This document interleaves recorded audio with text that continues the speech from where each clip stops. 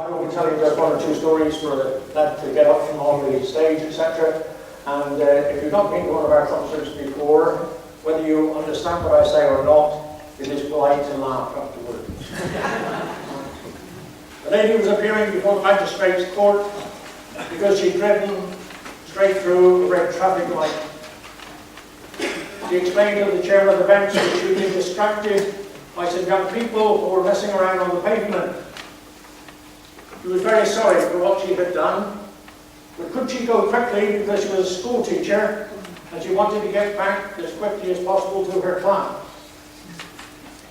Here the magistrate smiled at her and replied, "Madam, I'm about to realise a 30-year-old ambition. I've waited all that time for a school teacher to be brought before this court.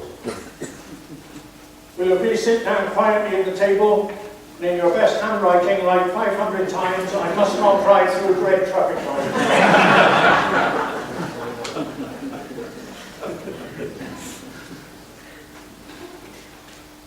The minister rose to address the congregation.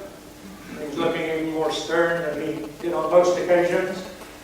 And he said to them, "Brothers and sisters, sitting in the congregation today is a man who wishes he had the opportunity to flirt with another man's wife.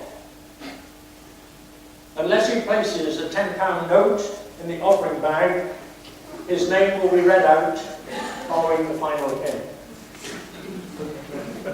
When the steward took up the collection, they discovered that it contained 19 £10 notes. And one fiver with a note attached, "Will pay the rest on payday."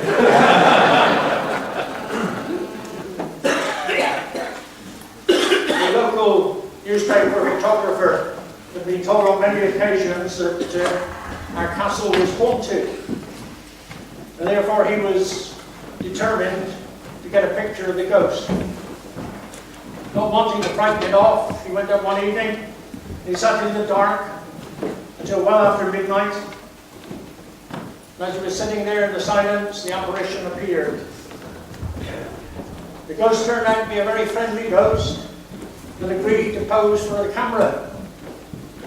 So the happy photographer took the picture, ran all the way home, and in the morning he went into his dark room to develop the negative.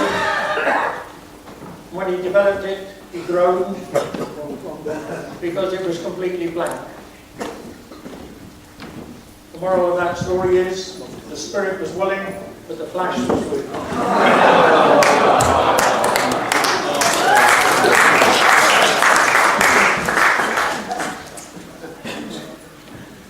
Whenever people want to know something about the demography of an area, they go back and look at the last census.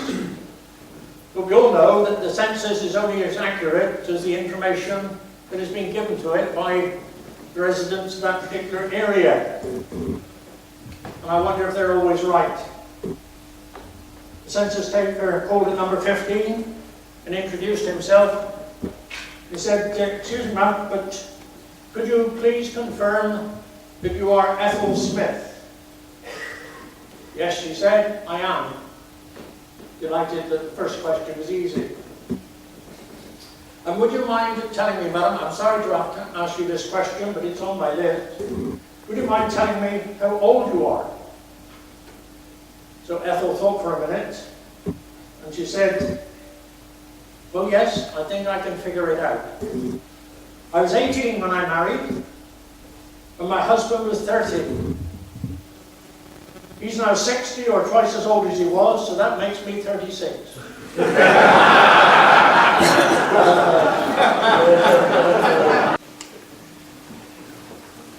Sorry about that, maybe something a little bit more serious. The sound for politicians. The politician is my shepherd. I am in want. He maketh me to lie down on park benches. He leadeth me beside closed factories. He disturbeth my soul. Yea, though I walk through the valley of shadow, of depression and recession, I anticipate no recovery, for he is with me.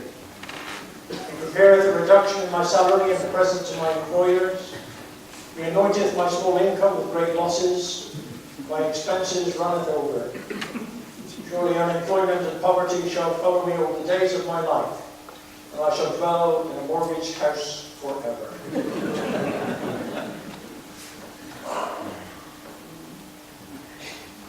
A much respected elderly clergyman owned a male parrot, of which he was extremely fond, but unfortunately the bird had picked up some bad language when he'd been living with its previous owner.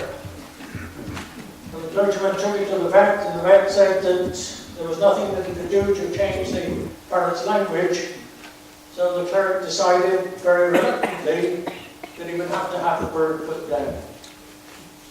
However, a lady in the parish heard about this and offered a different last-ditch remedy.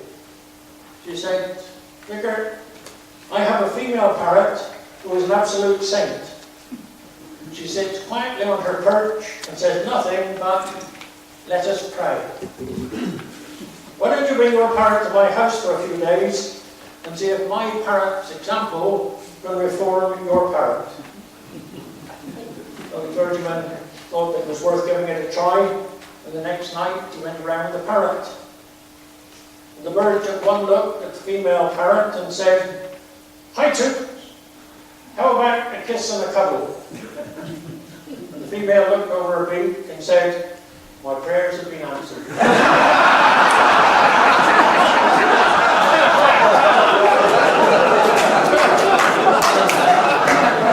Pleasure to be with you.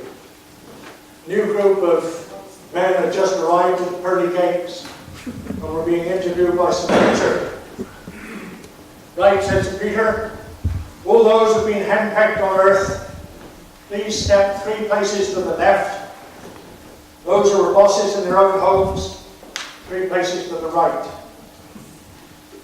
The line very quickly reformed on the left, with just one man standing on the right. Peter looked at this very frail little man and said, "Sir, what makes you think that you can stand on that side?" And shaking but without hesitation, the little man explained, "Because that's where my wife told me to stand." I